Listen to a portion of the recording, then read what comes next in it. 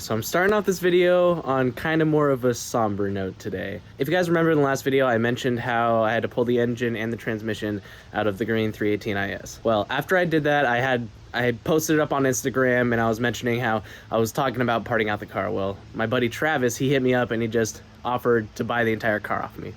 So today, we're gonna be saying goodbye to the 318is. For those of you who are somewhat new to the channel, this is kind of what has caused the car to be sitting for the last however many months. I threw it into the wall at Spirit Peak some months ago, and originally I had the intentions of cutting off the rear end, doing a tube rear end, and making this like a full-on muscle car. Unfortunately, that just wasn't quite in the cards.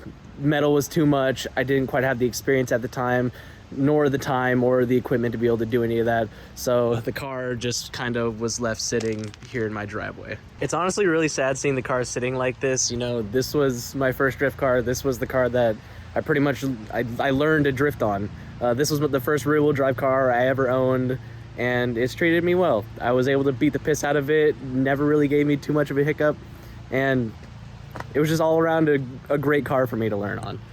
And I took this thing to a lot of events. This isn't even all the tech passes, but you can tell just based on this car made it through a lot of events. And I'd say coming up on almost like half the events, it ran with a blown head gasket. I keep telling people whenever they ask me, if you wanna get a really good first drift car that's super budget oriented, get an E36 318is. It's only a 4-cylinder, doesn't have a whole lot of power, but if you can learn to drift on that low of power, then you can pretty much drift anything. And the M42 and the M44 are pretty much bulletproof, so that's just an added bonus. It's gonna be super sad to see this thing go, but it was gonna happen eventually, so I guess now's a better time than ever. Like I said, my buddy Travis is gonna be buying the car off of me, so if you wanna go give him a follow on Instagram, he goes by Travis Builds Things. I'll put his Instagram tag right here. I'll probably put him down in the description too. Super awesome dude, super genuine awesome dude, has an awesome car, super good driver, so you guys should go give him a follow. Now that that's out of the way though, let's get back to getting the engine out of the TI. Hi there, how you doing? So yeah, now that we have everything in the engine bay pretty much taken apart, it's gonna be time to get up underneath the car. I mentioned how there's gonna be a good chunk of rust underneath this car. Well, this is the first place we're gonna see it, and I can tell you right now that this is gonna suck. You can already see that pretty much the nuts are fused to these bolts. So I don't really have much faith that they're gonna come out easy, but I'm still gonna blast them with heat just to try and make my life maybe a little bit easier. Alrighty, blasted with heat for about 5 minutes. I also went ahead and took off the little cross member that was in the way. So now, we're just gonna start blasting. Oh. Yeah, I kinda expected that one to happen. I mean, hey, at least the nut's not there anymore.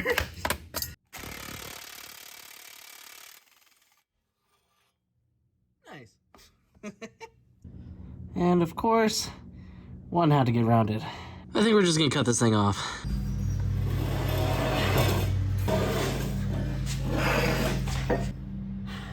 That was some trash. So all I had to work with was this Harbor Freight grinder. So I still need to knock this off, but I tried to cut up as close as I could so that we don't run into any clearance issues when we go to take out the engine. But this was trash. I had to like cut up here, cut back here, and then like bend off the piping. That wasn't fun. I'm gonna get the rest of this pipe off real quick, and then we're gonna move on to getting the drive shaft off.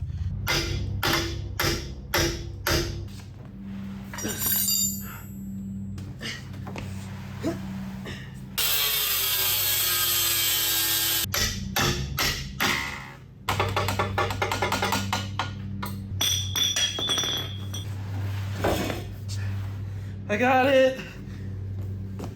Oh.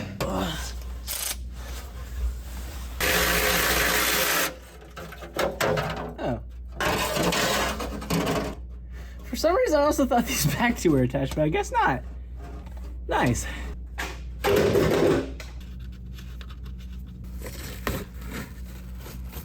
This stuff is terrible. I am really starting to regret my decisions. What the fuck? Why is there so much of it? I just want it out of the way so I could take the drive shaft off. I mean, I could have done it with it on there, but it was all claustrophobic up there, and I ain't about it. Well, we got one end of the equation on.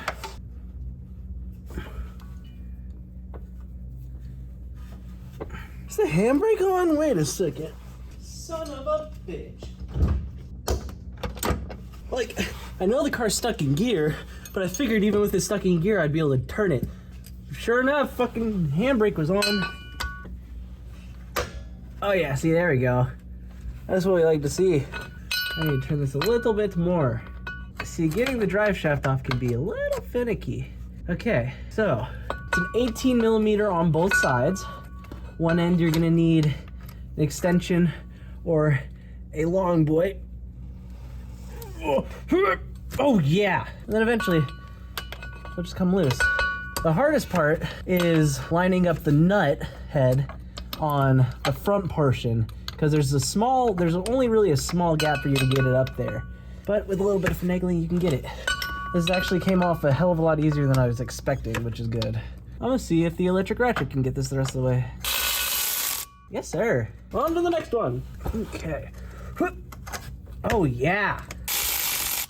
Nothing to it. Last one. Let's reposition this a little bit. Maximum torque. Nice. Oh, that bolt came out. Where's my pry bar? I'll go ahead and pry that almost all the way out. Since that's not able to back out far enough to fully detach, I'm gonna go ahead and drop the center support bearing. Those are pretty rusty, but I have faith that they'll come right off. Oh. Alright, I'm gonna go grab some PB Blaster. Noise. Alright, let's try with the Deep 13 and the breaker bar. Hey, there we go.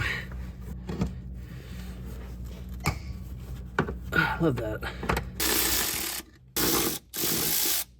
I should have expected that to get in the way as well.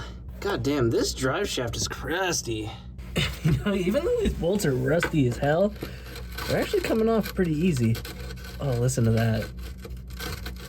Disgusting.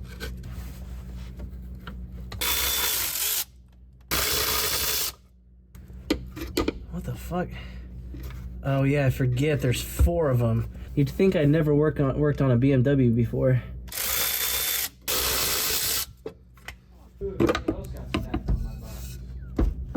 Oh yeah, drive shaft out. How are you doing, Noah? I'm doing good, how are you? I'm doing all right. Okay, so now that we got that taken care of, there's one last thing actually that needs to be done within the engine bay. There's these little water lines back here for the heater core. There's the heater valve right there, and then there's a few hoses that go into the firewall. I think only one of those needs to get taken off, but just to be safe, I'm gonna just take all of them off because I'm not exactly sure where they all go. Would one of you guys want to take them off? Because I still have a little bit of stuff to do underneath the car. It's the heater hose lines. Yeah, I'll take them off, I'll do it. Bet. Appreciate it. While he's doing that, I have a couple more things to take care of underneath the car. One is the slave cylinder, and then I think besides that, it's just a couple of plugs. Oh yeah, and then we need to get the transmission actually disconnected from the car. So just gonna have to take off that cross member and disconnect it from the actual transmission mounts. And then after that, I think we're pretty much good to pull this engine. I don't think you wanted that anyway. Oh yeah, you're right. Wait, what? Nothing. What happened up there? One of the nipples may have snapped. On the firewall? Yeah. I mean, but like, what if I did want it at some point? Yeah, Colin. It's an easy takeout. Oh, is it really easy? So you're gonna do it when I want my heat back? Get the engine out. I can do it. I'm kidding. I don't know where the fuck this nut is. I'm going at it blind. Where's my nut? What are you goombas doing up there?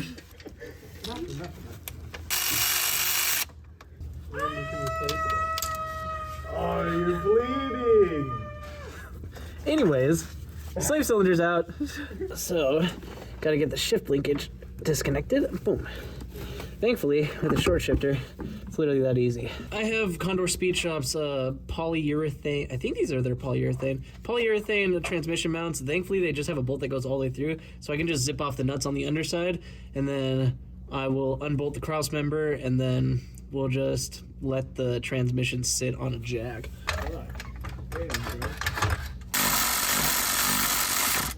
Oh, I'm dumb. Can someone grab me a 13 wrench, please? I forgot. I literally just mentioned that it's a pass-through bolt, but I forgot to hold the top side.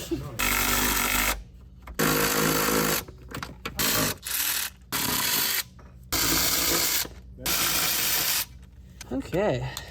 This. Nice. Okay, transmission is suspended purely by the jack now. Look at what they did to my fucking heater core outlets. It was a team effort. I broke one, he broke the other. It was all him. I mean, like... I'm busy, so... I'm not running heat anyways, but still. All right, I've got the load leveler all hooked up. The front mounting point's right up here at the front of the intake, front of the engine. Second point is a little bit more annoying. It's actually really fucking annoying on this car. So right where the transmission connects to the engine, there's like a little loop down there. You're not gonna be able to see it, so I'm not even gonna try to focus. But yeah, needless to say, it was a pain. It took me like 10 minutes to get that one hooked up. But now, boys are rolling over the hoist, and we're actually about to get this thing taken out. Oh, yeah. Mounts a little bit.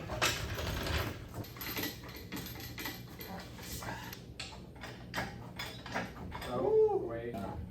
Oh, yeah. Oh. Hey! All right, so now I think you can drop the jack a little bit. So right now we gotta worry about clearing the oil pan. Keep going up. All right, oil pan is clear, just barely. Should we just snip now and investigate later? Yes. Bet. Grab these snippers!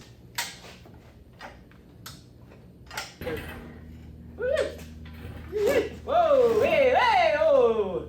Just watch your toesies. Woo! Look at that! You guys see that? Look at this shit. Look at this. This should not be recording. Imagine if it wasn't. Dude! It's out! And now we got a Gabe. This is beautiful. Look at this. That's some... Wow. We did that. We did that. So, we were having a little bit of issue. There was one line in particular that got caught up that we didn't know what it was.